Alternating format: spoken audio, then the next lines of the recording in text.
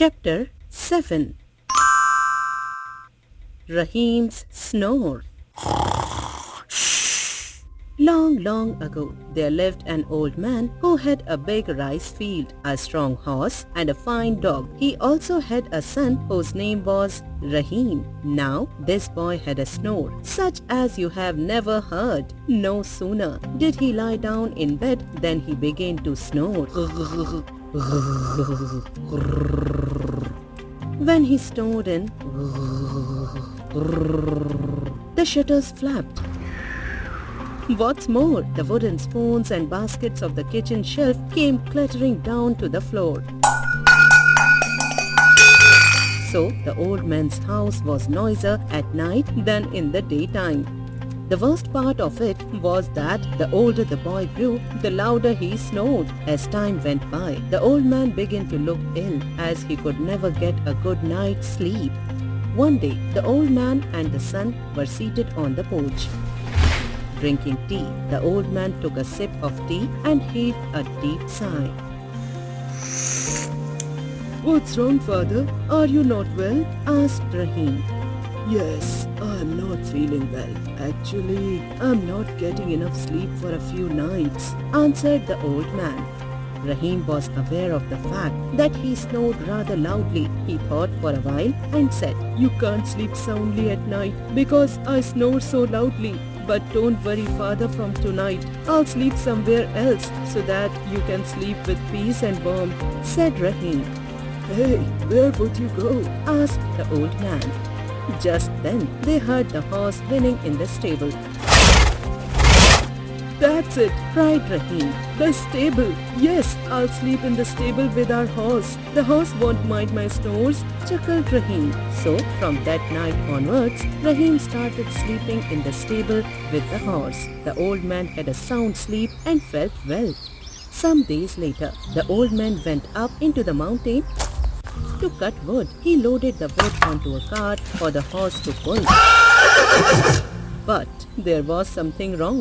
The horse could not budge the cart an inch. "Come on," said the old man. "I have not been sleeping well for last few days, and that is why I am feeling weak," said the horse with a deep sigh. The old man unloaded half of the wood and pushed it from behind with a lot of effort. "Why? What happened, Dad?" asked Rahim with a shock when he saw his father pushing the cart. Father told his son about what the horse told him. He was sad to hear all this. Then he decided to sleep with the dog in its shed. So, from the next night onwards, he started sleeping with his dog. After some days, the old man went to the dog's shed to clean it. The dog, which had been very healthy and active, was looking no longer healthy and agile. He was skinny as a scarecrow. "Why, what happened to you, dear pet?" said the old man, who was utterly shocked to see his healthy dog in such a mess. The dog breathed a deep sigh. "How can I keep on getting healthy when I don't get any sleep in the night?" answered the dog. Rahim was silent when he came to know about the dog and his answer.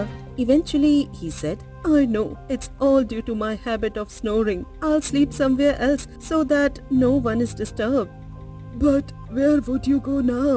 asked the father.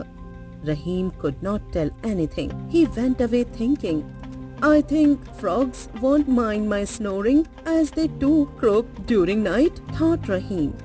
So, that night, Rahim slept in the paddy fields on a straw matting by spreading it on the ground. He spread it beside the rice paddies and there he slept.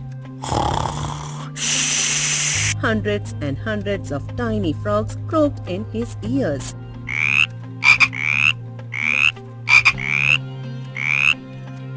The next day, father went to see how Rahim had slept that night.